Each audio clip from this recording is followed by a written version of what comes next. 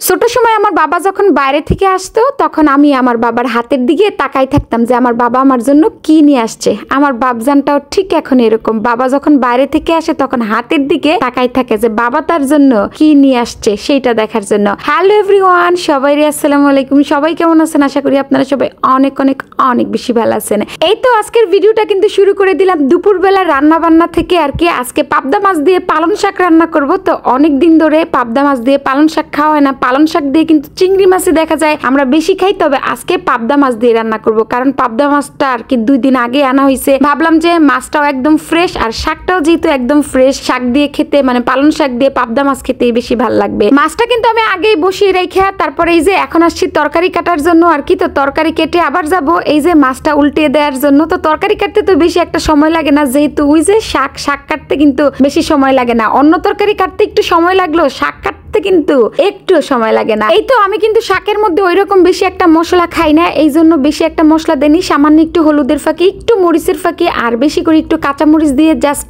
আমি আলুটা আগে সিদ্ধ করে তারপর শাক দিয়ে দিব। যাই হোক, এই দিক দিয়ে গরম পড়ছে যেহেতু একটু ঠান্ডা ঠান্ডা শরবত খেতে কিন্তু ভালোই লাগে এই গরমের মধ্যে, তাই না? কি বলেন আপনারা? আমি তো কাজের ফাঁকে বিভিন্ন জিনিস খেতে থাকি দেখা যায়। এই যে এই দিক দিয়ে কিন্তু আমার আলুটাও সিদ্ধ হয়ে গেছে। আলু সিদ্ধ করে তারপর আমি শাক দিব আর কি। আলুটা সিদ্ধ হইতে যেহেতু একটু টাইম লাগে এই জন্য আলুটা আগে একটু ভালো করে সিদ্ধ করে নিলাম। এই তো শাকটা দিয়ে এখন একটু ঢেকে দিব। শাক দেওয়ার পর 2 মিনিট ঢেকে রাখলে কিন্তু শাকটা একদম অল্প হয়ে যায়, আর শাকের মধ্যে মানে যত পানি থাকে ওইগুলো কিন্তু বের হয়ে যায়। এই জন্য আমি শাক দিয়ে দেখা যায় একটু ঢাকনা দিয়ে ঢেকে তারপর আবার এই যে নাড়াচাড়া করে মাছগুলো দিয়ে দিব। আর পানি আমি ওই রকম দিব না, অল্প একটু পানি দিব আর কি। ঝোল আমার কাছে এই শাক দিয়ে ওই রকম ঝোল মানে বেশি ঝোল হলে আবার ভালো লাগে না, এই জন্য হালকা একটু পানি দিলাম জাস্ট যেন তরকারিটা একটু ভিজা ভিজা থাকে। যাই হোক, এই তো এই দিক দিয়ে কিন্তু গরম গরম ভাতও বসিয়ে দিলাম। তারপর দেখি সমিজান বাজার নিয়ে আসছে আর কি। তো বাজার নিয়ে আসার পর আরাফ তো দৌড় দিয়ে আসলো যে আমার জন্য কি নিয়ে আসছে। তো আমি তো ভাবছি আরাফের জন্য তো সবসময় আরাফের বাবা কিছু না কিছু নিয়েই আসে, মানে যে কোনো কিছু নিয়ে আসে। তো এই দিক দিয়ে দেখি আরাফের জন্য আজকে শপিংও করে নিয়ে আসছে। তো এই যে একদম আরাফের ফেভারিট কালার মানে ব্লু কালার, আরাফ তো এটা পেয়ে ভীষণ খুশি। যাই হোক, তারপর দেখতেছিলাম আর কি নিয়ে আসছে, দেখি কাঁচা আম নিয়ে আসছে আর কি, তারপর ডিম, তারপর এই তো যা যা লাগে আর কি। আর আমার কাছে আবার ইদানিং বাদাম খেতে ভীষণ ভাল লাগে, এই জন্য বলছিলাম আমার জন্য বাদাম নিয়ে আইসো। আর আরাফও কিন্তু ভীষণ ভালোবাসে বাদাম খেতে, তো এই জন্য একটু বেশি করেই নিয়ে আসছে। যাই হোক, মানে দেখা যায় এই বাদাম 2-3 দিনও যাবে না, আমি আর আরাফ দুইজনে তো কুটকুট করে খেয়ে শেষ করে ফেলবো।